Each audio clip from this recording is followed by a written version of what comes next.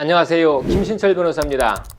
부동산을 거래할 때 계약 체결 전에 물건을 먼저 선점하기 위해서 정식 계약금보다 적은 소액의 돈을 보내는 경우가 많죠. 정식 계약이 체결되기 전에 보내는 계약금이다 라고 해서 가계약금이라고 하는데요. 이 가계약금을 지급하고 나서 정식 매매계약 체결까지 순조롭게 계약이 진행된다면 이 가계약금은 정식 계약금의 일부가 돼서 더 이상 문제가 생길 여지가 없죠. 그런데 만약 계약 체결 전에 어느 일방이 계약 체결을 거부해서 계약이 최종적으로 불발되었다라고 하면 이 가계약금의 반환이 문제가 되는데요. 이 가계약금은 돌려줘야 하는 돈일까요? 자, 예컨대 10억 원 하는 아파트가 있는데 매수인이 이 아파트를 선점하기 위해서 통상 계약금의 액수인 매매대금의 10분의 1이 1억 원이죠. 이 1억 원에는 못 미치는 1억 원의 한 5분의 1 정도에 불과한 2천만 원을 매도인에게 가계약금으로 지급했다라고 가정을 하죠. 그런데 이 부동산 경기가 뒤에 침체되면서 매수인이 마음이 변해서 계약 체결을 거부했다라고 하면 매수인은 이미 지급한 2천만 원의 가계약금을 반환받을 수 있을까요? 아니, 오히려 이런 경우에 오히려 매도인이 계약금이 1억 원인데 1억 원을 몰취하는데 나는 2천만 원밖에 받지 못했기 때문에 나머지 8천만 원을 더 지급해라 라고 청구를 하기도 하는데 이게 가능할까요? 자, 이것은 결국 계약이 체결되었는지 여부에 따라서 결론이 달라질 텐데요. 가계약금에 관한 계약이든 아니면 본 계약에 관한 계약이든 이 계약이 성립되었다면 그 계약에 따라서 해결하면 되겠죠. 자, 예를 들어서 가계약금을 지급하면서 계약의 목적물인 아파트가 특정되고 전체 매매 대금 액수인 10억 원이 정해지고 또 계약금과 중도금의 지급 액수와 지급 방법이 특정된 상태에서 만약에 이 돈이 지급되었다면 이 경우에는 매매 계약의 본질적이고 중요한 사항이 특정된 상태에서 돈이 지급된 것이죠. 그렇기 때문에 이런 경우에는 비록 가계약금이라는 이름의 돈이 지급되었다라고 하더라도 매매계약 본계약이 성립되었다고 볼 수 있습니다. 그렇다면 이 경우에 매도인은 매수인이 지급한 2천만 원을 몰취하는 것은 물론이고요.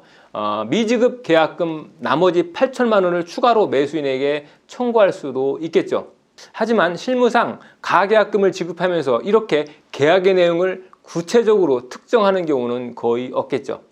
매매대금을 얼마나 깎아서 실제로 계약을 체결할지 또 중도금은 얼마로 하고 근저당권은 안고 살 건지 말 건지 하는 이런 구체적인 계약의 내용은 본계약에 들어가서 주로 정해지죠. 그래서 가계약금 분쟁에서 추가로 돈을 요구하는 이런 매도인이나 매수인의 청구는 대부분 기각될 수밖에 없습니다. 결론적으로 가계약금이 지급되는 대부분의 경우에는 계약이 체결된다라고 해도 이것은 본계약이 아니라 가계약금 계약이다라고 봐야 된다는 거죠.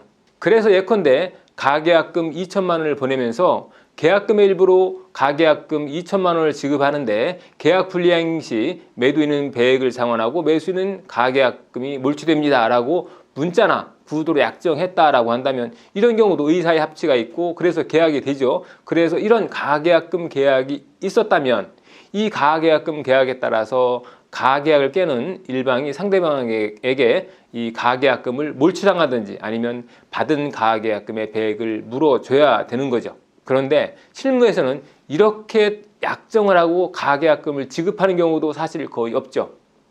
대부분 중간에 공인중개사가 이 아파트는 좋은 물건인데 싸게 나왔으니 우선 얼마라도 걸어 놓으세요 하면은 걸어 놓지 만약 계약 체결이 안 되면 가계약금을 어떻게 한다 이런 내용을 미리 정해놓고 가계약금을 지급하는 경우는 거의 없다는 거죠. 자, 그러면 이렇게 아무런 약정도 없이 가계약금만 덜렁 넘어간 경우에는 어떻게 처리해야 될까요? 이에 관해서는 하급심 판결만 있고 아직까지 대법원 판결이 없는데요. 하급심 판결은 둘로 나눠지고 있습니다. 첫 번째는 돈을 걸었다는 것은 마음이 변하면 돈을 포기하기로 한 것이다. 그래서 돌려받을 수 없다라는 판결이 있고요. 이런 판결의 입장은 가계약금을 해약금의 성격으로 보는 견해죠. 또 가계약금은 본계약이 체결될 경우에 계약금의 일부로 지급에 가름하되 본계약이 성립되지 않을 경우에는 매수인에게 반환될 것이 전제된 돈이다라는 그런 판결도 있는데요. 이는 가계약금을 해약금으로 보지 않고 증거금으로 본다 하는 그런 견해죠. 어쨌든 이렇게 두 가지 판결이 나눠지고 있는데요. 최근에는 이 증거금으로 보고 계약이 체결되지 않으면 가계약금을 반환해야 한다는 그런 하급심 판결이 많이 나오고 있습니다. 그래서 결론적으로 계약이 깨지면 가계약금은 돌려줘야 한다는 겁니다. 부동산을 매매할 때 당사자 사이의 분쟁을 방지하려면 이 가계약금의 성격을 사전에 명확히 약정하는 것이 좋겠죠. 문서로 하지 않더라도 구두로라도 어떤 의미에서 이 가계약금을 보내는 것이다 라고 하는 명확한 취지가 드러날 필요가 있습니다. 이상 가계약금에 관해서 말씀드렸습니다. 김신철 변호사였습니다. 감사합니다.